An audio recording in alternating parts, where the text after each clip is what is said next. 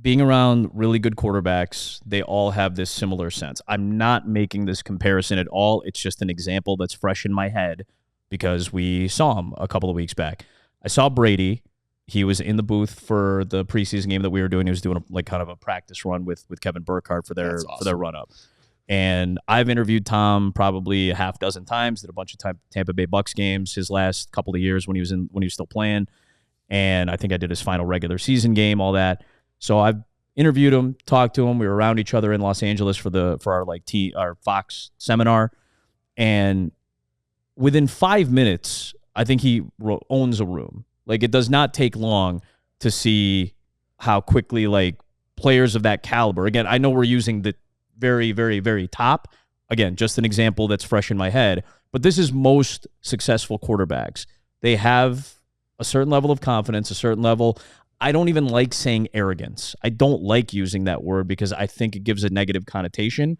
But I understand that maybe the first word that comes to mind, there's a positive arrogance about them. I think most people see that, they recognize it. It may be kind of an intangible thing, but when you see it, you recognize it. And I think he's one of those guys that it's not fully there yet, but he walks in with that understanding of, I have a responsibility.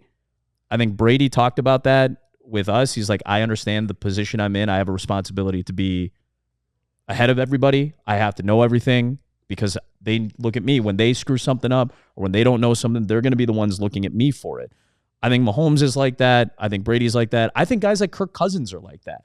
Like Kirk Cousins walks into a room, his attitude, his demeanor says, hey, if you need something, I'm here. I will handle whatever you need in the position that I'm in because I understand the responsibilities that go along with it. So whatever word you want to use, aura, riz, swagger, confidence, arrogance, whatever it is, this is what we talk about when we say it factor. I think he has that. I think he has that it factor too.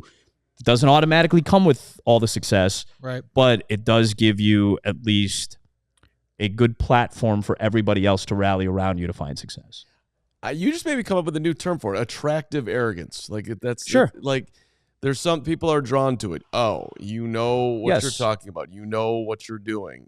That's seeing people in their element, so to speak. Would you say you were intimidated by Brady when you first started talking to him? Yeah, he's like, you can't look into his eyes. It's weird. He's too handsome. People don't look like this. I don't look like this. None of us look like this. That's no what offense. happens when we look at Nicholas Moria. Yeah, Moria. Look, we see Nick, and it's like people don't look like this. He is a handsome jerk. Tom Brady and Nick can never be in the same room. He's about to jump. You know what? Actually, I don't think I've ever seen Tom and Nick in the same room. I'm just saying. Yeah. He's intimidating in the sense you understand the resume and the confidence and the charisma, but because he brings people in, that's the separator, because you can be a jerk about it. And I don't think Brady did not come off as a jerk about these things. So I think that's the separating factor. We all silly like the mayor.